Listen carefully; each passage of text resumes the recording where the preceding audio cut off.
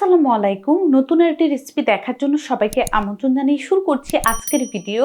আজ আমি আপনাদেরকে চাল দিয়ে দারুণ মজার একটা সন্দেশ তৈরি করে দেখাবো। আর এই সন্দেশটা কিন্তু হাতের কাছে কিছু উপকরণ থাকলেই তৈরি করে নেওয়া যায়, খেতেও মজা। তাহলে ভিডিওটি শুরু থেকে শেষ পর্যন্ত দেখতে থাকুন। চালের সন্দেশ তৈরি করার জন্য আমি এখানে 1 কাপ পরিমাণ পোলাও চাল নিয়েছি, আর এই চালটাকে আগে থেকে ধুয়ে তারপর আমি শুকিয়ে নিয়েছিলাম। আমি তো এই সন্দেশটা পোলাও চাল দিয়ে তৈরি করছি, আপনারা চাইলে কিন্তু নর্মাল চাল দিয়েও তৈরি করে নিতে পারবেন।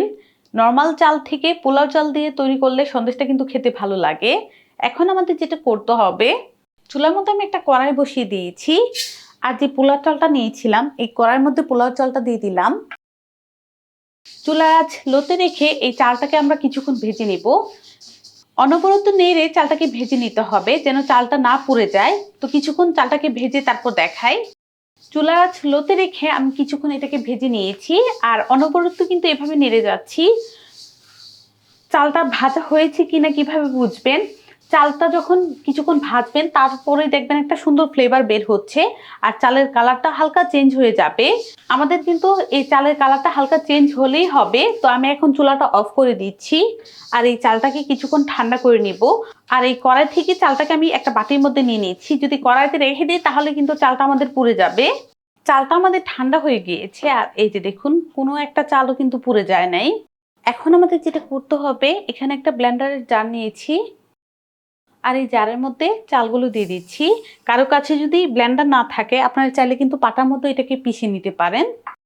ঢাকনাটা লাগিয়ে এখন এটাকে আমি ভালোভাবে ব্লেন্ড করে নিব। চালটাকে ব্লেন্ড করে নিয়েছি, ঢাকনাটা খুলে দেখাই।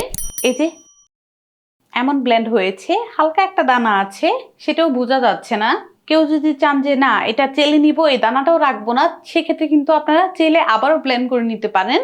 আমি এভাবেই সন্দেশটা তৈরি করে নিচ্ছি। সন্দেশটা তৈরি করার জন্য চুলার মধ্যে আমি একটা প্যান বসিয়ে দিলাম, আর এখানে 2 টেবিল চামচ পরিমাণ বাটার দিয়ে দিচ্ছি। বাটার না দিতে চাইলে ঘি দিয়ে কিন্তু তৈরি করে নিতে পারবেন। বাটার কিংবা ঘি দিয়ে কিন্তু সন্দেশটা তৈরি করলে খেতে ভালো লাগবে। বাটারটাকে আমি গলিয়ে নিচ্ছি। বাটারটা গলে গিয়েছে, তারপর দিয়ে দিচ্ছি 2টা ছোট এলাচ, আর এলাচ 2টার মুখটা ফাটিয়ে দিয়েছি। তারপর আমি এখানে 1 কাপ পরিমাণ গরুর দুধ দিয়ে দিচ্ছি। আগে থেকেই গরুর দুধটাকে আমি জাল করে রেখে দিয়েছিলাম। কারো কাছে যদি গরুর দুধটা না থাকে সেক্ষেত্রে কিন্তু গুঁড়া দুধ গুলিয়েও এই কাজটা করে নিতে পারেন। তারপর এখানে 1/3 কাপ চিনি দিয়ে দিচ্ছি। মিষ্টিটা আপনাদের পছন্দ অনুযায়ী বাড়িয়ে কমিয়ে নিতে পারবেন।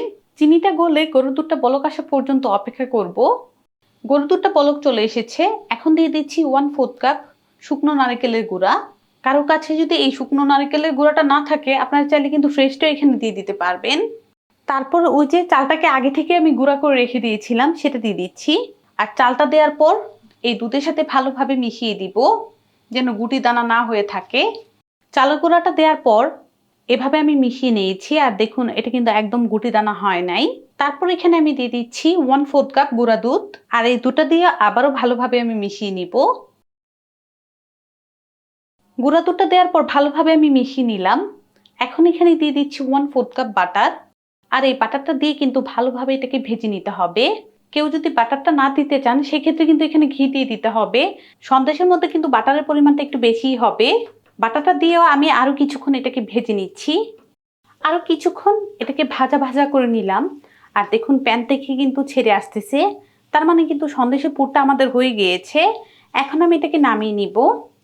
সন্দেশের পুরটা কিন্তু ঠান্ডা হয়ে গিয়েছে, হালকা উষ্ণ গরম আছে, আর এই উষ্ণ গরম থাকতে থাকতে আমাদের সন্দেশগুলো তৈরি করে নিতে হবে। আমি এখানে কয়েকটা ছাঁচ নিয়েছি, আর এই ছাঁচগুলো দিয়ে সন্দেশের শেপটা দিয়ে দিব। কারো কাছে যদি ছাঁচ না থাকে সেক্ষেত্রে যেটা করবেন, এগুলোকে সুন্দরভাবে বিছিয়ে তারপর বরফি শেপে কেটে নিলেই হবে। আমি এখানে একটা ছাঁচ প্রথমে আটকে নিচ্ছি, আটকে নিলাম, আর অল্প করে হাতের মধ্যে সন্দেশের পুর নিয়ে নিয়েছি। তারপর এটাকে এভাবে চেপে একটু গোল আকার করে দিব। 2 হাতের তালু দিয়ে করলে কিন্তু কাজটা সহজ হবে। এই যে গোল করে নিলাম। তারপর এই পুরের উপরে ছাঁচটাকে এইভাবে রেখে দিয়েছি, আর আলতো করে এটাকে একটু চাপ দিয়ে দিব। আলতো করে কিন্তু এটাকে চাপ দিয়ে দিতে হবে, বেশি চাপ দিলে কিন্তু এটা আমাদের বের হয়ে যাবে। এই যে দেখুন কত সুন্দর একটা ডিজাইন হয়েছে। এই যে আরেকটি তৈরি করে দেখাই। আবারও সন্দেশের পুরটাকে গোল করে নিলাম, আর ওই সন্দেশের ছাঁচটা এই পুরোর উপর রেখে দিলাম। তারপর ওই যে আলতো করে এটাকে একটু চাপ দিয়ে দিতে হবে। এই যে দেখুন মাশাআল্লাহ এটা কিন্তু সুন্দর হয়ে গিয়েছে। তো এভাবে আমি সবগুলো রেডি করে নিব।